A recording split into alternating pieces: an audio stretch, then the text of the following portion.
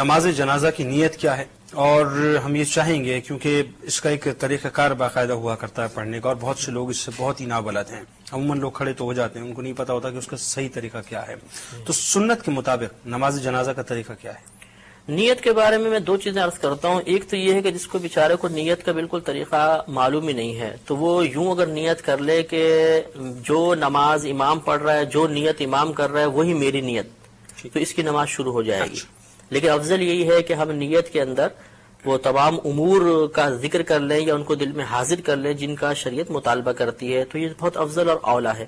اور یہ پہلے آپ کو بتایا تھا کہ نیت دل کے پختہ ارادے کو کہتے ہیں، لیکن زبان سے کہہ لینا افضل ہے، لہذا نیت کو الفاظ کی صورت میں اس طرح ہم بیان کریں گے کہ نیت کرتا ہوں نماز جنازہ فرض کفایہ کی، ساتھ 4 تکبیروں کے، واسطے اللہ تعالیٰ کے، منہ میرا قبلہ شریف کی طرف۔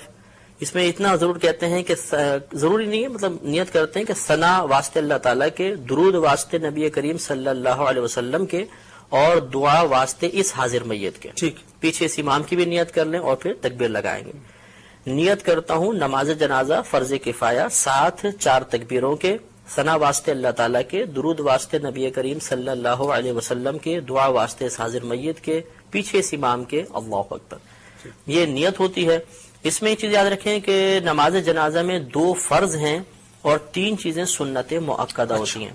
ایک فرض تو ہوتا ہے آدمی کا کھڑے ہو کر نماز جنازہ ادا کرنا، قیام اس میں فرض ہے، بلا عذر بیٹھ کے پڑھی تو نماز نہیں ہوگی۔ ہاں کوئی بیمار ہے، اس کے ساتھ شرعی عذر لاحق ہے تو بیٹھ کے پڑھے گا، اب ہو جائے گی۔ اور دوسرا رکن ہوتا ہے 4 تکبیریں، جنازے کی 4 تکبیریں فرض ہیں، اور 3 چیزیں اس میں سنت مؤکدہ ہیں، ثنا پڑھنا، درود پاک پڑھنا اور میت کے لیے دعا پڑھنا۔ یہ 3 سنت مؤکدہ ہیں، اور سنت مؤکدہ کا ترک کرنا 1-2 بار کیا تو برا ہے، اور اگر عادت ہی بنا لیں تو انسان گناہ گار ہوگا۔ اس سے معلوم ہوا کہ اگر ہم جنازے کے کم از کم 2 فرض پورے کر لیں گے تو نماز جنازہ ادا ہو جائے گی، اور اگر ہم یہ 3 سنتیں بھی پوری کریں گے تو کامل طریقے سے ادا ہوگی۔ اس سے نتیجہ نکل آیا کہ اگر کسی شخص کو جنازے میں کچھ بھی پڑھنا نہیں آتا، نہ ثنا آتی ہے، نہ درود پاک آتا ہے، نہ جنازے کی دعا آتی ہے، اور وہ امام کے پیچھے تکبیر بلند آواز سے لگا لے جیسے میں طریقہ کرتا ہوں، اور وہ بس خاموش بھی کھڑا رہے گا تو جنازہ بہرحال ادا ہو جائے گا اس کا۔ ہاں یہ ہے کہ سنت کے ترک کا اگر جان بوجھ کے کیا تو گناہ گار ہوگا اور ثواب میں کمی آ جائے گی۔ اب اس کا طریقہ یہ ہوتا ہے کہ مستحب یہ ہے کہ امام صاحب نماز شروع ہونے سے پہلے سب کی طرف متوجہ ہو کے ان کو نیت کا طریقہ بتا دیں، یہ افضل ہے۔ اس کے بعد امام صاحب تکبیر لگائیں گے، ہم نیت کر کے تیار ہوں گے، اللہ اکبر کہہ کر ہاتھ کو باندھیں گے۔ یہ مسئلہ یاد رکھنا بہت ضروری ہے کہ جہاں شریعت نے فرمایا کہ کہو یا پڑھو، اس کا مطلب یہ ہوتا ہے کہ اتنی آواز سے کہو یا اتنی آواز سے پڑھو کہ تمہارے اپنے کان تمہاری آواز کو سن لیں۔ اس لیے اب ہمیں تکبیر لگانی ہے، اور جیسے پہلے بتایا کہ 4 تکبیریں فرض ہیں، تو اس میں اتنی آواز بلند رکھنا بھی فرض ہوگا کہ اپنے کان اپنی آواز کو سن لیں۔ چنانچہ بعض لوگوں کو یہ دیکھا ہے کہ ہونٹ بند ہوتے ہیں، بس یوں۔ اب ان سے اگر پوچھا جائے کہ آپ نے زبان سے تو کچھ بھی نہیں کہا، تو کہتے ہیں ہم نے دل میں تکبیر کہی ہے۔